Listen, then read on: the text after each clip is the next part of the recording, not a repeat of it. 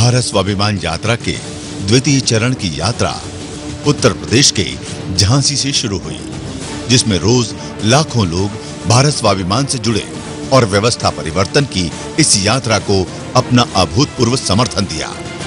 उत्तर प्रदेश के विभिन्न गांव और शहरों को भारत स्वाभिमान से जोड़ने के पश्चात राष्ट्रनायक स्वामी रामदेव जी भारत स्वाभिमान के काफिले के साथ पहुंचे देवभूमि उत्तराखंड के कोटद्वार, जहां लोगों ने स्वामी जी का जोरदार स्वागत किया। अगले दिन प्रातःकालीन निशुल्क योग शिविर में आए हजारों साधकों ने युग पुरोधा स्वामी रामदेव जी महाराज से योग धर्म के साथ साथ राष्ट्र धर्म की भी दीक्षा ली। यहीं पर सायंकाल को स्वामी जी के स्वागत में एक सांस्कृतिक कार्यक्रम का आयोजन भी किया गया।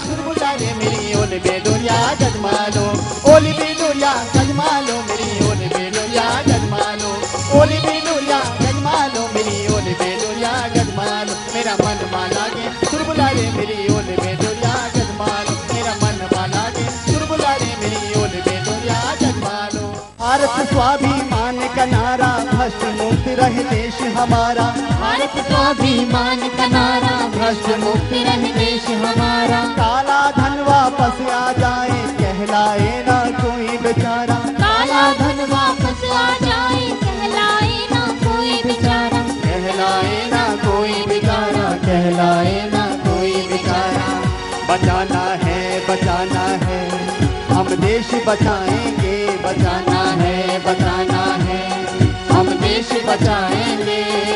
भ्रष्टाचार के दानव को हम दूर भगाएंगे, हम दूर भगाएंगे।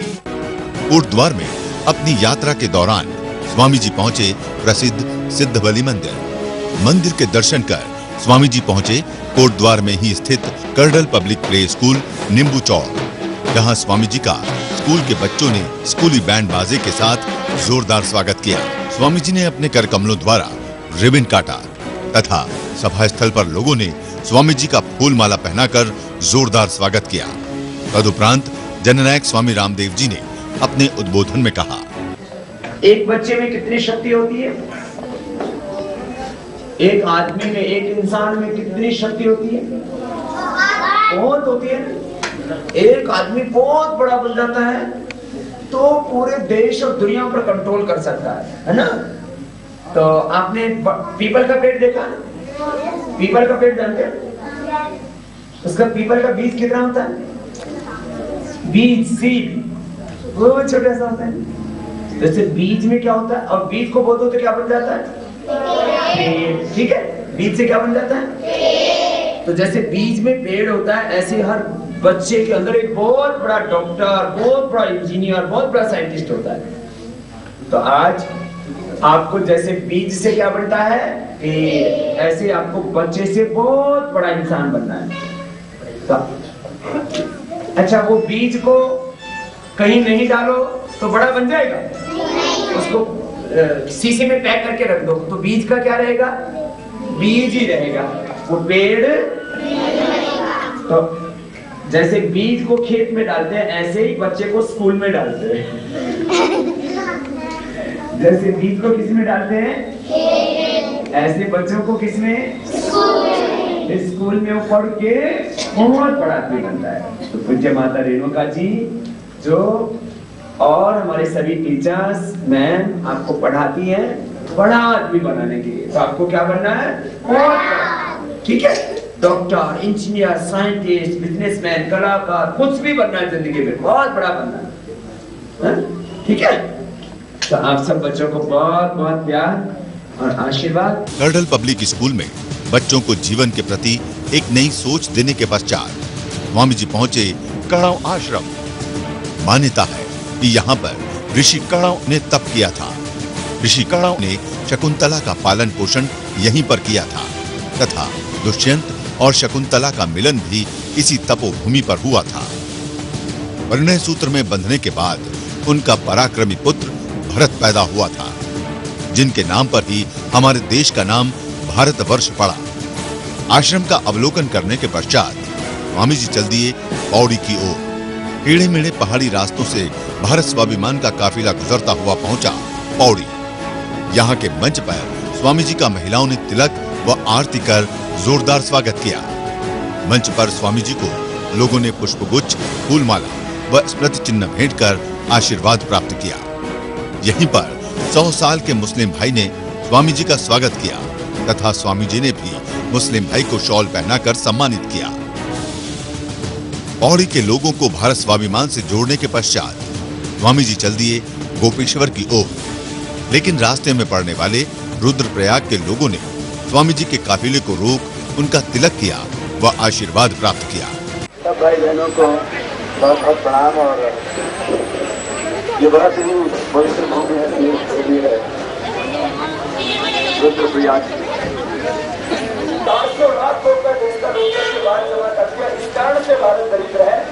जिस दिन भारत का काला धन हिंदुस्तान में आएगा, जिस दिन भारत से भ्रष्टाचार मिट जाएगा और आर्थिक नीतियों में सुधार हो जाएगा, उस दिन भारत में से महंगाई, गरीबी, बेरोजगारी, अशिक्षा और सामाजिक और आर्थिक विषमता एक दिन में दूर हो जाएगा। ये हम सबको मिलकर के करना है।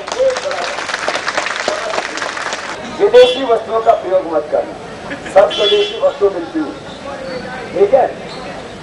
दूसरा, सुबह उठ करके योगाभ्यास करना, तो रोग और नशा से आप मुक्त रहेंगे। ये दूसरा काम है, ठीक है।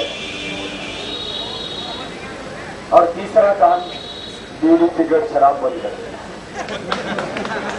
क्या बात है, पानी भी नहीं बनेगा। बीड़ी, सिगरेट, शराब क्या कर देना। रुद्रप्रयाग के लोगों को आशीर्वाद दे स्वामी जी पहुंचे गोपेश्वर, जहां पहुंचने पर रात हो चुकी थी, लेकिन लोगों के उत्साह में कोई कमी नहीं थी। भारत माता व वंदे मातरम की जय घोष के साथ लोगों ने स्वामी जी का जोरदार स्वागत किया। लोग स्वामी जी के चरणों में पुष्प अर्पित कर अपने आदर को प्रकट कर रहे थे, तो वहीं महिलाओं ने आरती व तिलक कर आशीर्वाद प्राप्त किया। तदुपरांत स्वामी जी ने अपने उद्बोधन में कहा, कोटद्वार से यात्रा शुरू हुई और पौड़ी में भी बहुत जबरदस्त आज कार्यक्रम था। ओवरफ्लो हो रहा था पूरा वो जो सीढ़ियां बनी हुई थी, रामलीला मैदान।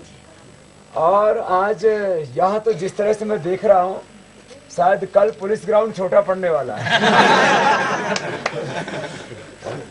थोड़े दिनों में आपने बड़ी तैयारी की और सब में बहुत उत्साह है आपके भीतर। मैं एक नए भारत का, एक नए युग का संकल्प देख रहा हूं। आपको मेरा बहुत प्यार, बहुत बहुत आशीर्वाद।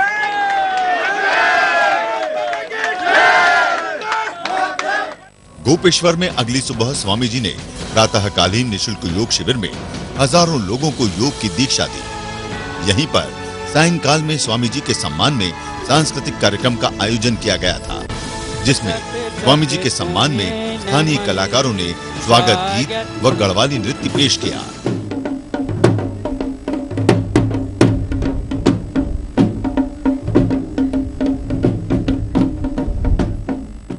इसके बाद स्थानीय कलाकारों ने स्वामी जी को फूलों तथा अपने हाथों से बनाई गई शॉल भेंट कर आशीर्वाद प्राप्त किया। तदुपरांत राष्ट्रनायक स्वामी रामदेव जी ने अपने उद्बोधन में कहा, अपने बड़े बुजुर्गों से हम सुनते रहे हैं कि हमें कूप मंडूक नहीं रहना चाहिए। एक कुएं के मेंढक से किसी ने पूछा, दुनिया कितनी बड़ी।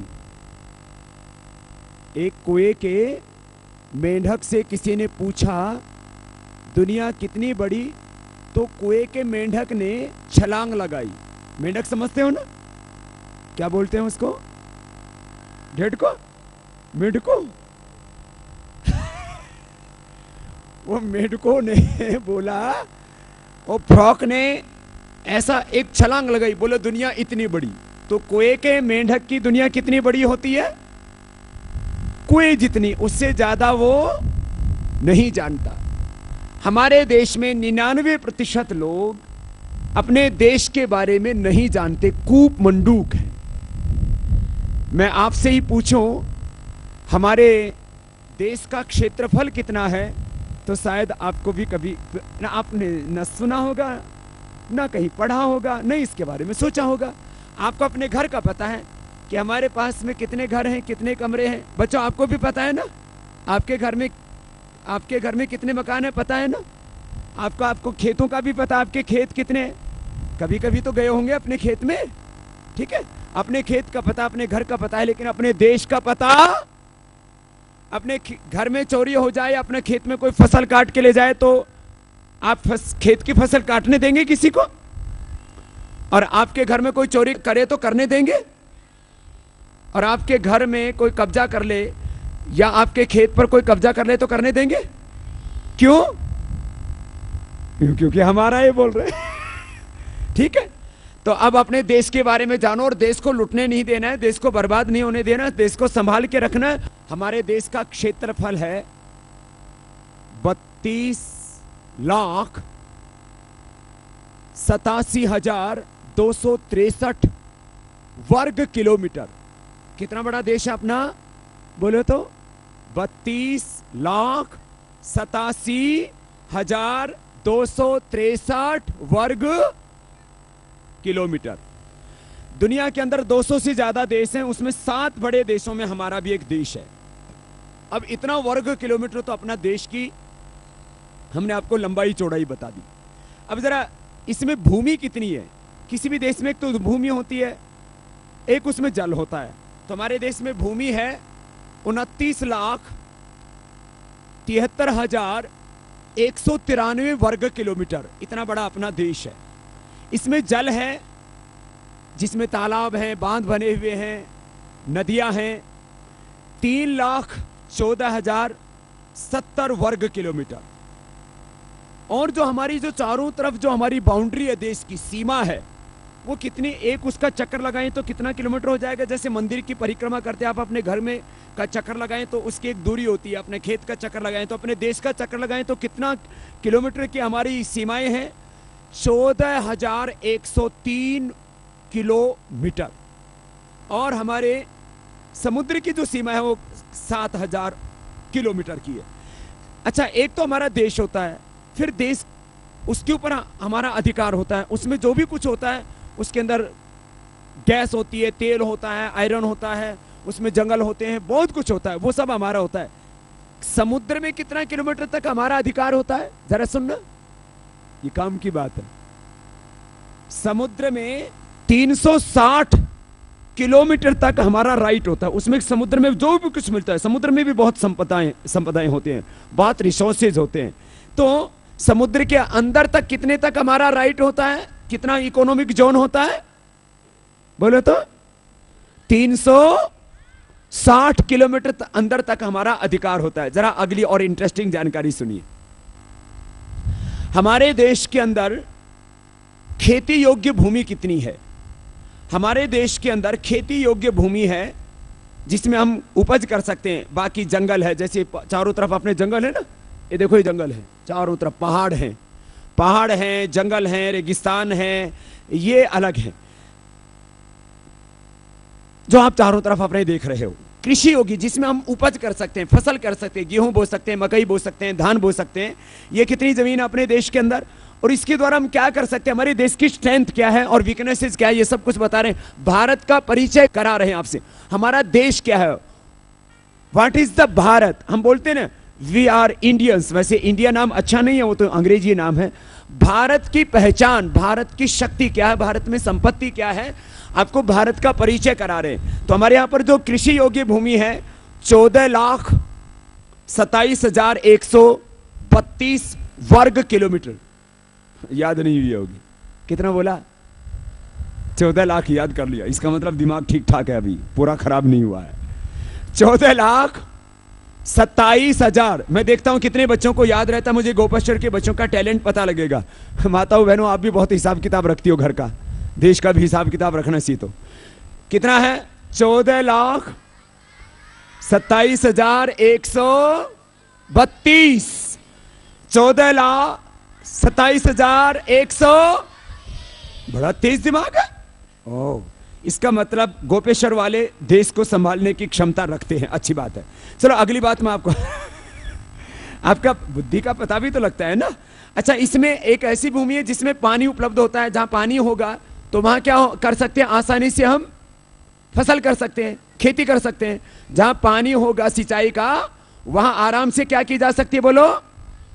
खेती की जा सकती है, ठीक है। जहां पानी नहीं होगा वहां खेती करने में प्रॉब्लम आएगी। तो जहां पानी उपलब्ध हो जाता है, चाहे वर्षा का उपलब्ध होता हो चाहे नीचे का, दो तरह का पानी होता है, एक रेन वाटर होता है, एक ग्राउंड वाटर होता है। पानी कितने तरह का होता है बोलो?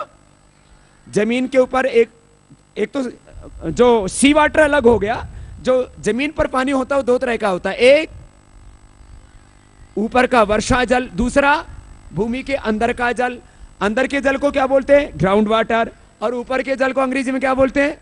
Rain water. तो हमारे देश में ग्राउंड वाटर या रेन वाटर से कितनी भूमि की सिंचाई होती है वो बता रहे हैं आपको। अरे आगे अपने को क्या करना है वो भी बता रहे हैं। 6,22,860 वर्ग किलोमीटर। याद हुआ? 6,22,860। अरे बड़े तेज दिमाग है। इतना तेज दिमाग तो मैंने पहले बहुत कम देखा है। टैलेंट तो है लेकिन अभी साइलेंट है। अब इसको पूरा एक्टिवेट करना पड़ेगा। इतनी भूमि पर तो हम फसल ले लेते हैं और उस फसल से हमारे देश को आमदनी होती है हर साल, जो हमारी पूरे देश की आमदनी को बोलते हैं जीडीपी। क्या बोलते हैं पूरे देश की आमदनी को? जीडीपी। इसका फुल फॉर्म होता है ग्रॉस डोमेस्टिक प्रोडक्ट। क्या बोलता है? Gross domestic product. इसको हिंदी में बोलते हैं सकल घरेलू उत्पाद। क्या बोलते हैं? आज आपको इतना पढ़ा करके जाऊंगा, प्राइमरी नॉलेज से लेकर के आपको मास्टर नॉलेज मास्टर बना करके जाऊंगा देश के बारे में। हाँ, आपको ग्रेजुएट पोस्ट ग्रेजुएट बना करके जाऊंगा, एडवांस नॉलेज देकर के जा रहा हूं। जरा सुनना, अपने देश की कुल जीडीपी है करीब 80 लाख करोड़ रुपए। कितना? जैसे अपने घर की आमदनी होती है ना, किसी के घर में 10,000, किसी में 50,000, किसी में लाख, किसी में 5-10 लाख आमदनी होती है घर की। हमारे देश की कुल आमदनी आय कितनी है? 80 लाख करोड़ रुपए। ठीक है, ये कम ज्यादा मूल्य होता रहता है मुद्रा का, उससे थोड़ा फ्लक्चुएट करता रहता है। अच्छा सुनो, इसमें खेती से आता है करीब 15 लाख करोड़। कितना आता है खेती से? और खेती कितनी जमीन पर करते हैं? 6,22,860 वर्ग किलोमीटर पर। अच्छा, एक वर्ग किलोमीटर में 247 एकड़ होता है। यदि हम अपने कुल कृषि योग्य भूमि गिने तो 35 करोड़ 26 लाख एकड़ है। ये बहुत बड़ी मात्रा है। इसमें यदि इसमें 8,04,000 माने करीब 8 लाख वर्ग किलोमीटर ऐसी भूमि है जिसको सिंचाई का पानी उपलब्ध नहीं होता है। तो इसका मतलब वहां फसल नहीं होती। यदि अच्छा, अपने देश में, किसी भी देश में 1 एकड़ जमीन में कितनी फसल होनी चाहिए, कितनी उसमें उपज होनी चाहिए, कितनी उसमें खेती होनी चाहिए, उसका एक हिसाब किया। तो भारत में अभी जितनी भी हम उपज लेते हैं, खेती करते हैं, वो 30% करीब हम उपज ले पाते हैं। अर्थात 70% हम अभी उपज अपनी जमीन से, जो सिंचित भूमि है उससे उपज नहीं ले पा रहे। यदि पानी का प्रबंध ठीक करें और कृषि से ठीक से हम प्रोडक्शन लें तो हम अभी जो हमारी करीब ये 15 लाख अभी करोड़ खेती से आमदनी हो रही है, इसको हम 100 लाख करोड़ कर सकते हैं। कितना कर सकते हैं बोलो? अभी इंडस्ट्री से होता है करीब 21 लाख करोड़ और जो है सर्विसेज से होता है 44 लाख करोड़। हम इसको बढ़ाएं तो हम अपने उद्योग में, देखो अपने देश का जो निर्यात है, अपने देश में जो इंडस्ट्री है और उससे हम एक्सपोर्ट करते हैं, वो करते हैं 7 से 8 लाख करोड़। कितना? और चीन करता है करीब 70 से 80 लाख करोड़। कितना? अपने से कितना ज्यादा हो गया? कितना गुना ज्यादा हो गया? अरे 7 से 70 कर दो। इसका मतलब चीन अपने से कितना गुना ज्यादा पावरफुल है निर्यात में, एक्सपोर्ट में? 10 गुना। क्यों? 10 गुना ज्यादा पावरफुल है। और हमारे साथ में यदि लड़ाई भी करेगा तो अपने से 10 गुना ज्यादा भारी पड़ेगा।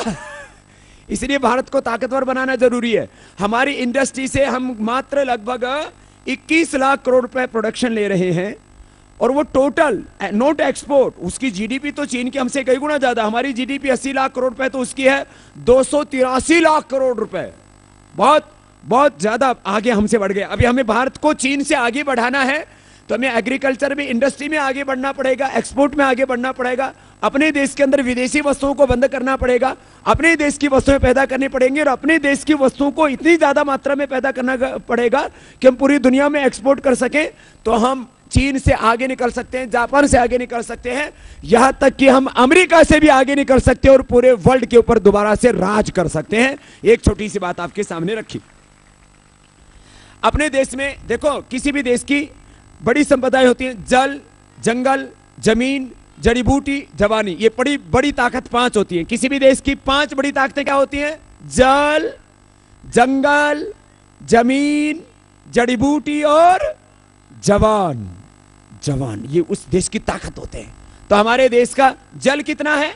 देखो देखो, जरा एक गंभीर बात बता रहा हूं, ये सब सुनना और सबको बताना कि अपने देश में कितनी स्ट्रेंथ है, कितनी पावर है, हमारे पास में कितनी ताकत है। सुनो, अपने देश में जो जल बरसता है, जल का आधार मुख्य क्या होता है? वर्षा, ठीक है, और अंदर तो नीचे जो जल रहता है वो तो ठीक है, वो तो रिजर्व है। जल बरसता, वर्षा से फिर कुछ बरस करके फिर क्या बन जाता है? ऊपर क्या बन जाता है? बर्फ के रूप में या पानी के रूप में जो बह रहा है। कितना जल बरसता अपने देश के अंदर? जो स्टडी की अपने साइंटिस्टों ने, कुल 1907 घन किलोमीटर। कितना? ये तो बड़े बुद्धिमान है, एक बार में याद कर लिया। 1907 कितना? घन किलोमीटर। अब ये घन किलोमीटर क्या है, ये जरा सुनो। इसको यदि हम ये बहुत बड़ा टैंक बनाए तो कितना पानी बरसता अपने देश के अंदर? 12.4 और 12.4 माने 12.4 किलोमीटर ऊंचा, 12.4 किलोमीटर चौड़ा और इतना ही लंबा एक टैंक बनाए, इतना पानी बरसता है। ये 12 किलोमीटर कितना होता है?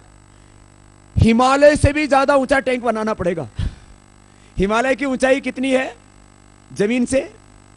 8.848 किलोमीटर। माने हम यदि वर्षा जल के लिए टैंक बनाए तो हिमालय से ज्यादा ऊंचा, हिमालय से करीब 1.5 गुना ऊंचा। हिमालय से कितना? 1.5 गुना ऊंचा, 12 किलोमीटर लंबा, 12 किलोमीटर चौड़ा, इतना टैंक बनाए, इतना अपने देश में पानी बरसता है। लेकिन दुर्भाग्य क्या है? 66% पानी हमारा कहां चला जाता है? समुद्र में। कहां चला जाता है? तो पानी समुद्र में जाएगा तो कोई लाभ होगा अपने को? वो पानी खेतों में जाएगा तो क्या मिलेगी बोलो? उससे फसल। और उस पानी का हम बिजली बनाने में प्रयोग करेंगे तो अपने क्या मिलेगी? विद्युत मिलेगी, एनर्जी मिलेगी, इलेक्ट्रिसिटी मिलेगी। अपने देश के अंदर 66% वाटर हमारा कहां चला जाता है? बेकार। किसमें? इजराइल एक छोटा देश है, अपने एक समझ लो कि अपने उत्तराखंड से भी छोटा। उत्तराखंड तो छोटा प्रदेश है ना, उत्तराखंड से भी छोटा क्या है? इजराइल। अपने एक भी बूंद वर्षा जल की समुद्र में जाने नहीं देता। इसलिए हमारी 66% जो हमारा, इसलिए हमारी इतनी खेती हमारी जो है वो जल से वंचित है। तो चलो ये मैं आपको जल के बारे में बताया, जल में बहुत शक्ति है। जल, दूसरा क्या बताया मैंने ताकत देश की? जल, जंगल। जंगल में क्या होता है? जड़ी बूटियां भी होती हैं, जंगल में जानवर भी होते हैं, जंगल में पेड़ भी होते हैं और जंगल में पहाड़ भी होते हैं, बहुत कुछ होता है। उन पहाड़ों के अंदर बहुत अच्छे अच्छे पत्थर भी होते हैं, ऐसे जमीन के अंदर भी पत्थर होते हैं। एक एक पत्थर, एक पत्थर, 1 फीट का पत्थर कितने का होता है? 1000, 2000, 5000, 10,000 रुपए का एक पत्थर, 1 फीट का। ऐसी ऐसी चीजें। सुनो, जल, जंगल, जमीन। जमीन में कितनी पावर होती है? हर साल मैंने कहा यदि हम ठीक से अपनी भूमि का उपयोग करें तो कितनी आमदनी ले सकते हैं जमीन से? भूल गए?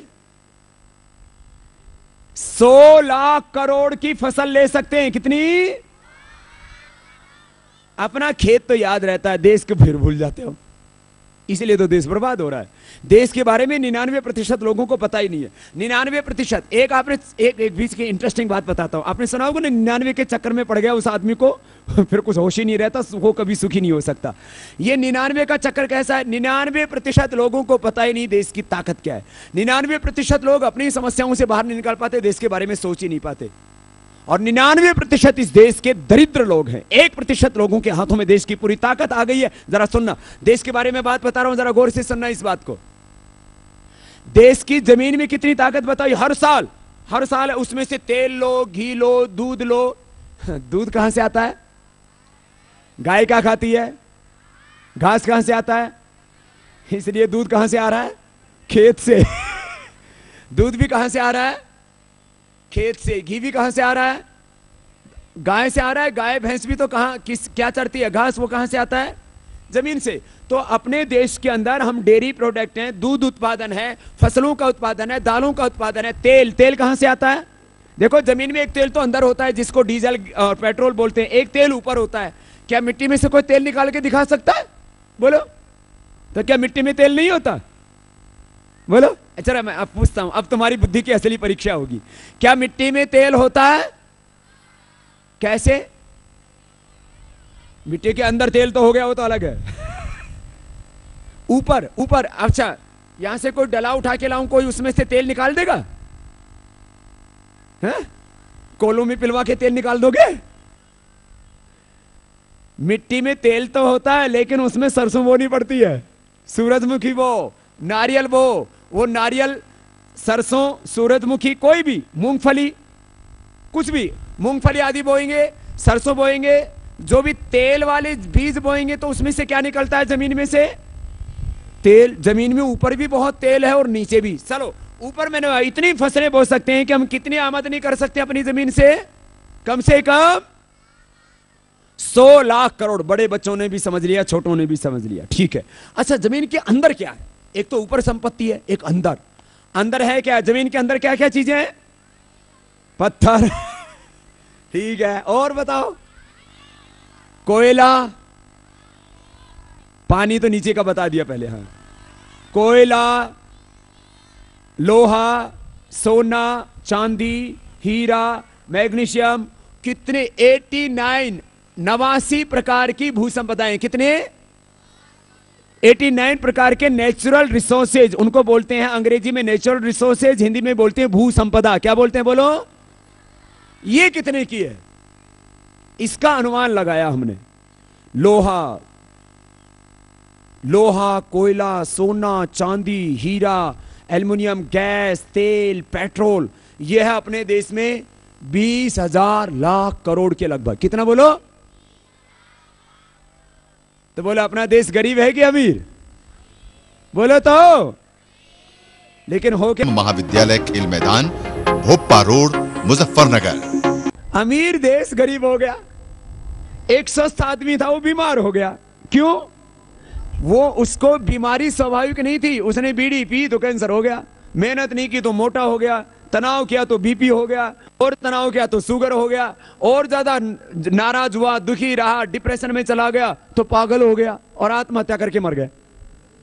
इसका मतलब बीमारी स्वाभाविक नहीं है। योग न करने से, मेहनत न करने से, ठीक आहार विहार न होने से क्या हो जाता है? आदमी बोलो, रोग हो जाता है उसको और बीमार हो जाता है। ठीक है, इसका मतलब बीमारियां स्वाभाविक। तो भारत के अंदर जो गरीबी है ये वास्तविक देश की शक्ति का हमने सही उपयोग नहीं किया, इसलिए देश क्या बन गया? गरीब। एक तो ये बात देश के बारे में। दूसरी बात, अच्छा सुनो, ये तो मैंने आपको ताकत बताई। अच्छा हमें बताया गया अमेरिका अमीर है। जरा अमेरिका की अमीरी की कहानी सुना देता हूं, फिर और आगे की बात बताता हूं। आपने क्या सुना है अभी तक? दुनिया का सबसे अमीर देश कौन? अमेरिका का पूरा हिसाब किताब आपको एक पत्रक दिया जाता है यहां से, काले धन का पूरा सच। अमेरिका में आप सिद्ध कर रहा हूं, भारत दुनिया का सबसे अमीर देश है और अमेरिका दुनिया का सबसे गरीब देश है। आंकड़ों के साथ, तथ्यों के साथ, प्रमाण के साथ, दस्तावेजों के साथ, एविडेंस के साथ। ऐसे नहीं खाली आरोप लगा दिया। एक बैलेंस शीट दी है हमने इसके अंदर। ये कोई भी IMF पर जाकर के, ये www.imf.org के ऊपर जाकर के कोई भी आंकड़े देख सकता है। ये बाबा के आंकड़े नहीं है, ये हकीकत है। अमेरिका के ऊपर 667 लाख करोड़ रुपए एक्सटर्नल डेट है, विदेशी कर्ज। कितना? बच्चों भूल गए, फिर इधर से तो याद रखा फिर भी। 667 लाख करोड़। और अंदर का कर्ज है 358 लाख करोड़, जबकि भारत के ऊपर विदेशी कर्ज है मात्र 11 लाख करोड़। कितना है भारत के ऊपर विदेशी कर्ज? और अमेरिका के ऊपर 667 लाख करोड़। अब बाएं वालों का दिमाग तेज हो गया है, दाएं वालों को ठंडा पड़ गया है। क्या ठंडा लगी है क्या दिमाग को? गर्म रखो। अगली बात बहुत महत्वपूर्ण बताने जा रहा हूं। अमेरिका के ऊपर कुल कर्ज है 667, 388 दोनों जोड़ दो तो कितना हो जाता है? 1055 लाख करोड़। 10 पीढ़ियां भी अमेरिका की इस कर्ज को उतार, तो फिर ये गरीब देश हुआ कि अमीर? दुनिया का पैसा ले लेकर के बैठ गया। हमने अभी तक आपको हमने बताया था भारत का कितना काला धन विदेशों में जमा है? बोलो बच्चों। 400, ये तो बच्चों को भी पता लग गया है। 400 लाख करोड़। इस बार राइट साइड से उत्तर ठीक आया, लेफ्ट साइड से ठीक नहीं आया। कितना पैसा जमा है विदेशों में? 400 लाख करोड़। ये कितना पैसा होता है? इसको जमीन में फैलाया जाए ना तो हिमालय जैसा चट्टा लग जाएगा पैसे का। ये यदि ये 400 लाख करोड़ रुपए हिंदुस्तान को मिलता है तो एक जिले को कितना मिलेगा? एक काला धन मिल जाए तो एक जिले को मिलेगा करीब 50,000 करोड़। कितना? हम गोपेश्वर में बैठे, अपनी जिले का क्या नाम है? चमोली। चमोली जिले को कितना मिलेगा? 50,000 करोड़। कितना? 50,000 करोड़ चमोली वाले खर्च कर सकते हैं? बोला बाबा दिलवा दो, फिर खर्च तो हम अपने आप कर लेंगे। इतना काला धन है। ये हमारी वीकनेस है। अभी तो मैं आपको ताकत बता रहा था, अब हमें क्या करना है वो अंत में बताऊंगा। ये सब बातें क्यों बता रहा हूं? हमें पता हो कि हमारे देश की ताकत क्या है, हमारी स्ट्रेंथ क्या है, हमारी पावर क्या है, और हमारी वीकनेसेस, हमारे सामने चैलेंजेस, हमारे सामने चुनौतियां क्या हैं, समस्याएं क्या हैं, और उनका समाधान कैसे कर सकते हैं। तो भारत का कितना धन विदेश में जमा हो गया? देश विदेश में कितना पैसा लूट कर जमा कर लिया देश के साथ धोखा करके?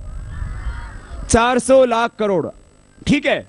अच्छा, अपने देश में बढ़ रही है महंगाई, अपने देश में बढ़ रही है बेरोजगारी, अपने देश में बढ़ रही है गरीबी, अपने देश में है अशिक्षा, अपने देश में है शिक्षा और चिकित्सा में पक्षपात, अपने देश में नक्सलवाद, अपने देश के अंदर करीब आधे जिले धू-धू करके नक्सलवाद में जल रहे हैं, अपने देश में जनसंख्या की वृद्धि तो इतनी ज्यादा है, हर वर्ष 2,38,39,945 नए बच्चे पैदा हो जाते हैं। अब इस आंकड़े को बताओ जरा, कितना बताया?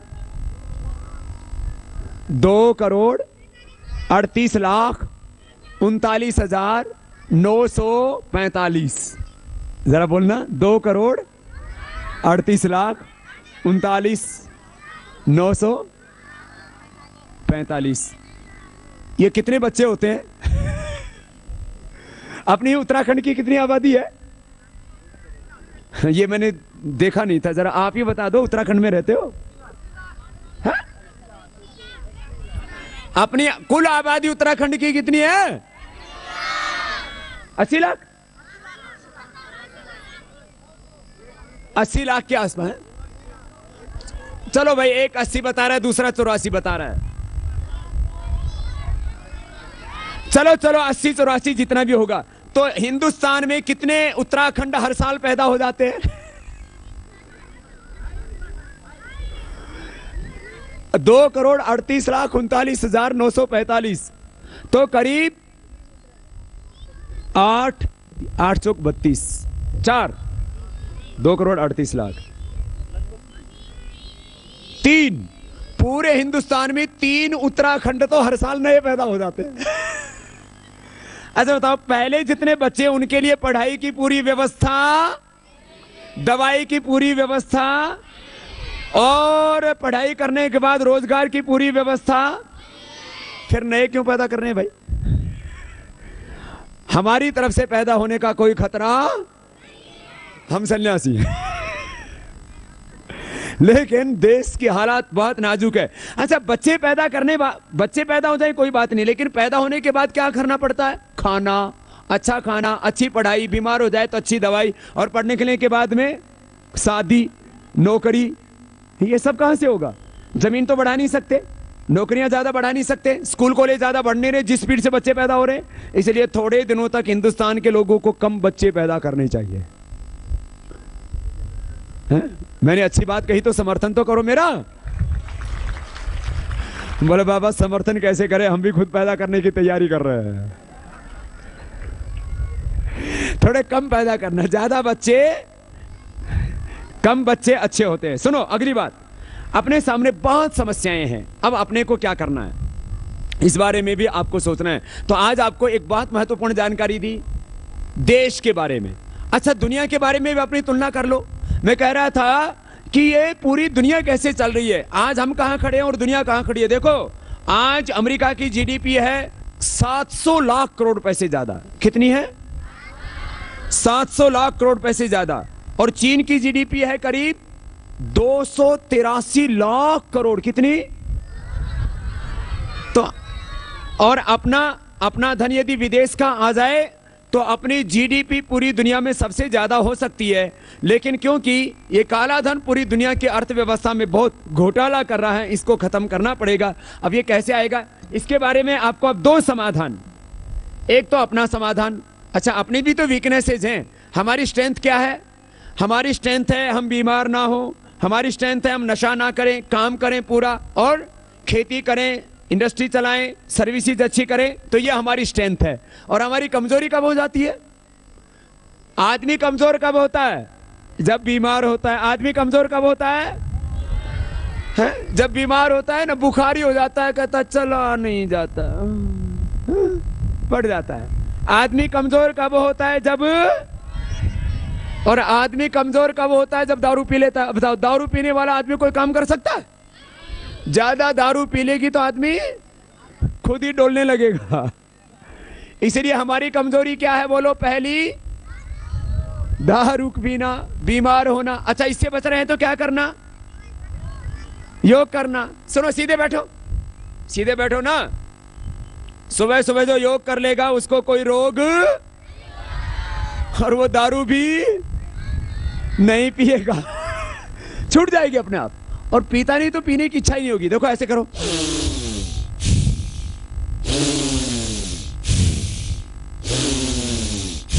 क्या नाम है इसका बोलो? भस्त्रिका। जोर से तो बोलो फिर। ये कितनी देर करना? बच्चे 2 मिनट भी कर लेंगे तो चलेगा। और बड़े कितनी देर करना? जो भस्त्रिका कर लेगा उसको कभी दमा की बीमारी। हाँ, तो सुनो, कपालभाति करेंगे ना, इससे आप स्वस्थ तो बनेंगे ही। देखो, बीमार आदमी कब होता है? जब फेफड़ा कमजोर होता है, हार्ट कमजोर होता है, लीवर किडनी कमजोर होती है, आंतें कमजोर होती हैं, जब नसनाड़ियां कमजोर होती हैं, हड्डियां कमजोर होती हैं, इम्यून सिस्टम वीक होता है, तब आदमी क्या पड़ता है? बीमार। बलवान आदमी, शक्तिशाली आदमी कभी बीमार। तो चलो, एक तो आपको बता दी, जो योग करेगा उसके शरीर में कोई कमजोरी नहीं होगी। तो कमजोरी नहीं होगी तो कोई बीमारी। दूसरी बात, हमें स्वस्थ तो बनना ही है, सुंदर भी बनना है। सुंदर कौन होता है? जिसके चेहरे पर चमक होती है, ठीक है ना, जिसके दांत सफेद सफेद होते हैं, ठीक है, और जिसकी आंखों पर चश्मा, जिसके चेहरे पर किसी भी तरह का कोई दाग धब्बा, चेहरे पर भी दाग नहीं चाहिए और चरित्र पर भी दाग, शरीर से भी सुंदर, सील से भी सुंदर, स्ट्रक्चर भी अच्छे होने चाहिए और कैरेक्टर भी। किसी किसी को पूरा ऐसे, इससे ज्यादा मैं फुला नहीं सकता। ओहो, किसी किसी की तो हे मेरे भगवान 5 किलो राशन टेक जाते हैं, पता ही नहीं लगने देते। कपालभाति करना। जो कपालभाति करेंगे वो स्वस्थ बनेंगे और सुंदर बनेंगे। स्वस्थ और स्वास्थ्य चाहिए और सुंदरता चाहिए तो क्या करना? कपालभाति करना। ठीक है, करके दिखाओ ना। कंधे नहीं हिलाना, कुछ ऐसे हिलाते, मुंडी नहीं हिलाना, कुछ ऐसे होठ हिलाने लग जाते, कुछ पूरे हिलने लग जाते हैं जैसे कोई देवता घुस गया हो। कपालभाति ठीक तरीके से करना। एक ऐसे कर रहा, उछल रहा। मैंने कहा कहां से सीखा? बोलो बाबा जी आप ही से तो सीखा। घर की डिजाइन कर लेते हैं, ठीक ठीक करना। अच्छा, और क्या फायदे होंगे? कपालभाति करेगा उसको किडनी में पथरी नहीं होगी। किडनी में ना कैल्शियम जमा हो जाता है, उसको पथरी बोलते हैं। गालब्लैडर में कोलेस्ट्रॉल जमा हो जाता है, उसको गाल स्टोन बोलते हैं। पेनक्रियास कमजोर हो जाता है तो शुगर बोलते हैं उसको। आंतें कमजोर हो जाती है, पूरा शरीर ही कमजोर हो जाता है, खून भी कमजोर हो जाता है। जो कपालभाति करेगा उसके शरीर में खून की कमी, जो कपालभाति करेगा उसकी हड्डियां कमजोर, उसकी मांसपेशियां कमजोर, उसका पूरा शरीर ही कमजोर नहीं। वो शरीर की सारी खुराक कहां से जाती है? पेट से। शरीर की सारी खुराक कहां से जाती है? हड्डियों को चाहिए कैल्शियम, और खून को चाहिए आयरन, और मसल्स को चाहिए प्रोटीन। मसल्स को क्या चाहिए? और थोड़े थोड़े न्यूट्रिएंट्स, माइक्रो न्यूट्रिएंट्स, विटामिन्स, और सब। और बॉडी को चाहिए एनर्जी के लिए चाहिए कार्बोहाइड्रेट, ग्लूकोज। और सब कहां से जाता है? आंतों से। सब कहां से जाता है? एक फैट जो है वो लैक्टियल से एब्जॉर्ब होता है। फैट किससे एब्जॉर्ब होता है? लैक्टियल से। बाकी सारी चीजें किससे अवशोषित होती हैं, एब्जॉर्ब होती हैं? इतनी देर बताया, समझ में नहीं आया। सारी चीजें शरीर की किससे एब्जॉर्ब होती है? अंग्रेजी का शब्द है अवशोषित। खाने में से पोषक तत्व लेता है ना शरीर, किससे? आंतों से। बोलो तो। जो कपालभाति करेंगे उनकी आंतें रहेंगी, और मजबूत आंत तो पूरा शरीर। तो एक तो शरीर मजबूत चाहिए, दूसरा मन मजबूत चाहिए। मन बहुत कमजोर है, मन बड़ा बेईमान है, मन बड़ा उल्लू का पट्टा है। मन जो है ये बड़ा लालची है, मन बड़ा बेकार है। वो सभी कहते बोले भाई मन कंट्रोल में नहीं रहता, ना तन कंट्रोल है। मेरा तन डोले मेरा मन डोले, दिल हुआ बेकरार हो गया बेकार। हा? तो मन भी कंट्रोल में नहीं रहता। तो सुनो, पहले तन की बात बता के फिर मन के ऊपर आता हूं। अपने आप को भी बचाना है और देश को भी।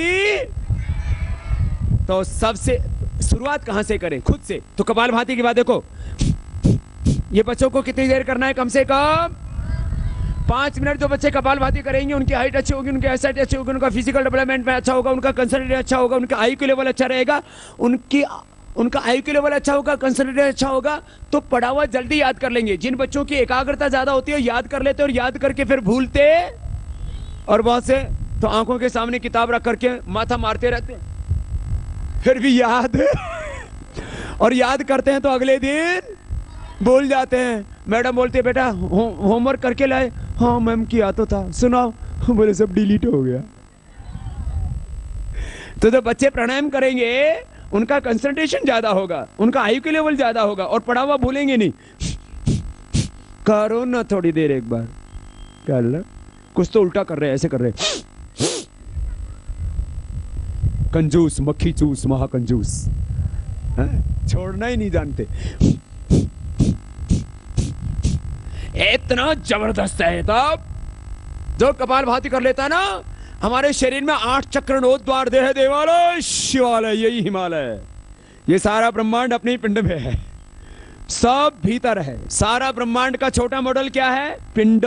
ब्रह्मांड का छोटा मॉडल क्या है? ब्रह्मांड बोलते हैं पूरे यूनिवर्स को, और पिंड बोलते हैं बॉडी को। ठीक है? कपालभाति करना। कितनी देर? बच्चे, बड़े, बीमार, 15-20 मिनट। ठीक है? करोगे ना सब?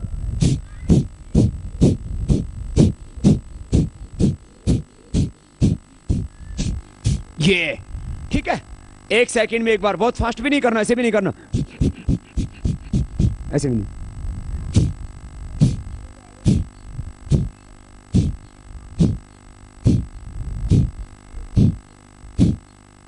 ऐसे। ठीक है? अच्छा, अब अगला प्राणायाम सुन लो। बाह्य प्राणायाम ऐसे होगा जो बहुत जरूरी है। आज सीख लेना, फिर सुबह सुबह क्या करना है? हर दिन योग प्राणायाम रोज करना है। देखो ऐसे।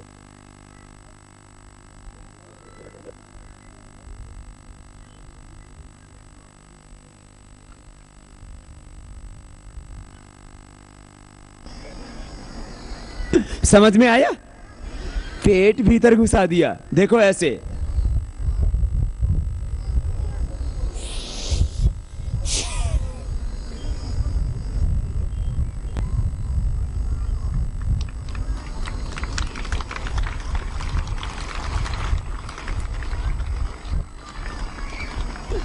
और इसको हिला दो तो हो जाती है अग्निसार क्रिया।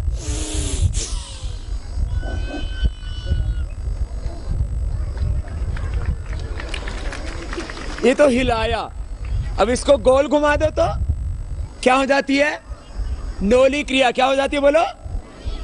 आपको योग का भी तो नॉलेज दे के जा रहा हूं, पर एक कंट्री का नॉलेज दिया था। पहले देश का नॉलेज दिया था, देह का नॉलेज देके जा रहा हूं, योग का नॉलेज देके जा रहा हूं। देखो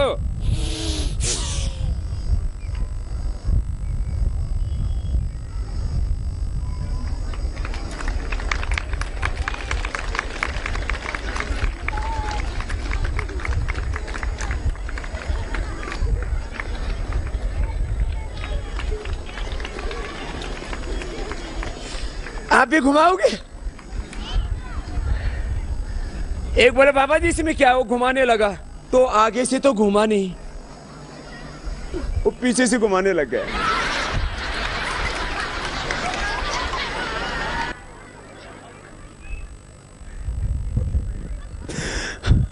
मैंने कहा तो नोली नहीं नोला हो रहा है। हमारा अपने शरीर पर कंट्रोल, अपनी आंखों पर भी कंट्रोल, जो आता है वही देख लेते हैं, जो आता है सुनाई देता है वही सुन लेते हैं, जो आता है सामने वही खा लेते हैं। दारू, बीड़ी, सिगरेट, गुटखा, मुर्गा, मुर्गी, गाय, भैंस, घोड़े, खच्चर, सुअर भी खाते हैं, बाढ़ में खाते हैं। हे भगवान, ये तो सारे हिंदुस्तान, पूरी दुनिया ही खा रही है। एक अगला प्राणायाम है इसका, ऊंचाई के बाद उसको बताते हैं।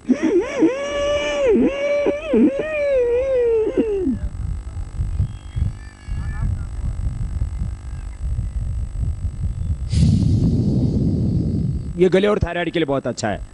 टॉन्सिल, बच्चे तो तला करके हकला करके बोलते हैं, रोटी को लोती बोलते हैं, बोलते बोलते कुछ बीच में अटक जाता है ना, कुछ बोलते बोलते ऐसे बीच में स्टैमरिंग हो जाता है, बीच में तुतलाना, हकलाना, प्रोनाउंसिएशन स्पष्ट नहीं होना। कपालभाति और उज्जाई अनुलोम विलोम करने से, अभी सुबह भी एक बेटी बोल रही थी कि एक नाक, कुछ नाक से बोलते हैं, कुछ ना ऐसे उनकी आवाज स्पष्ट नहीं होती है, रुक जाते हैं, बोलते बोलते अटक जाते हैं, टॉन्सिल हो जाता है, बार बार सर्दी जुकाम बुखार हो जाता है, थायराइड की प्रॉब्लम हो जाती है। ये उज्जाई प्राणायाम करने से थायराइड की, गले की, टॉन्सिल की, खर्राटे की सब समस्याएं, कुछ रात को खर्राटे लेते हैं, बहुत खतरनाक होता है। जो कपालभाति उज्जाई कर लेंगे उनको खर्राटे की बीमारी, एक बार करके तो दिखाओ ना। सांस अंदर लेते समय साउंड करो, एक तो छोड़ते समय होता है ऐसे नहीं, नहीं करना। कैसे करना?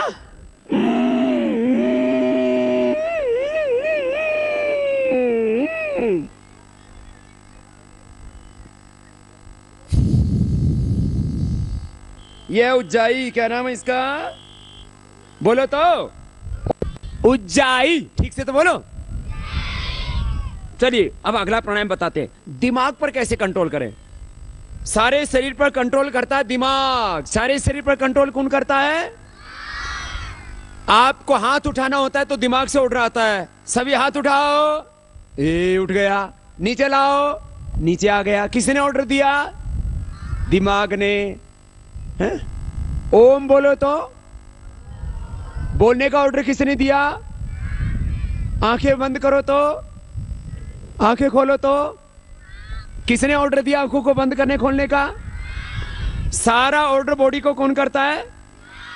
ये दिमाग को, सारे शरीर को कंट्रोल किसने किया? दिमाग ने। दिमाग को कंट्रोल कौन करता है? बताओ तो। आत्मा। ठीक है, ठीक है, अच्छी बात है, उत्तर तो दिया। इसे जोरदार तालियां बजाइए। एक बच्चे ने कम से कम उत्तर तो दिया। ठीक है। आत्मा को कंट्रोल कौन करता है? परमात्मा। ठीक है। यहाँ के बच्चे दाईं तरफ बैठे हुए छोटे छोटे हैं लेकिन बहुत होशियार है। एक बार इन बच्चों के लिए जोरदार तालियां बजाइए। हाँ? शरीर को कौन कंट्रोल करता है? शरीर और इंद्रियों को कौन कंट्रोल करता है? मन। मन को कौन कंट्रोल करता है? आत्मा। और आत्मा को भी कौन कंट्रोल करता है? ये कुछ चीजें दिखती हैं, कुछ चीजें दिखती तो शरीर दिखता है, आत्मा दिखता, लेकिन आत्मा निकल गया तो फिर कुछ भी चलता। सुनो, अच्छा इसको कैसे कंट्रोल करें? सुनो, दिमाग को कंट्रोल करने की अब जो आपको साइंटिफिक वे में फिजिकली कैसे कंट्रोल होता है दिमाग, ठीक है, ये बता रहे हैं आपको। तो दिमाग के दो पार्ट हैं, एक राइट ब्रेन, एक लेफ्ट ब्रेन। लेफ्ट ब्रेन हमारा राइट पोर्शन को कंट्रोल करता है। लेफ्ट ब्रेन के अंदर कहीं क्लोट आ जाए तो दायां हिस्सा काम करना, और दाहिने दिमाग के अंदर कहीं पर भी ब्लॉकेज आ जाए, क्लोट आ जाए, अवरोध आ जाए तो बाएं हिस्सा काम करना। इसका मतलब शरीर को भी जो कंट्रोल करता है, बायां दिमाग दाएं शरीर को, दायां दिमाग बाएं शरीर और इंद्रियों को कंट्रोल करता है। अच्छा, इस दिमाग को कंट्रोल कैसे करें? इसके लिए है नाक। और जैसे हाथी, घोड़ा, सांड, भैंसा बहुत ताकतवर होता है और उसके नाक में नकेल डाल दो तो कंट्रोल में आ जाता है। यह आदमी के दिमाग की नकेल है नाक। सीधे बैठो, दाएं हाथ उठाओ, देखो करके देखो, बड़ा जबरदस्त उपाय बता रहा हूं आपको दिमाग को कंट्रोल करने का, दिमाग को एक्टिवेट करने का, दिमाग को बैलेंस करने का, दिमाग को सक्रिय करने का, दिमाग को स्वस्थ करने का, दिमाग के ऊपर पूरा कंट्रोल करने का उपाय है अनुलोम विलोम। बाएं नाक से सांस लो, दाएं से छोड़ो, फिर दाएं से लो, बाएं से छोड़ दो, बाएं से लिया, दाएं से छोड़ दिया, दाएं से लिया, बाएं से छोड़ दिया। इसको बोलते हैं अनुलोम विलोम। क्या बोलते हैं इसको?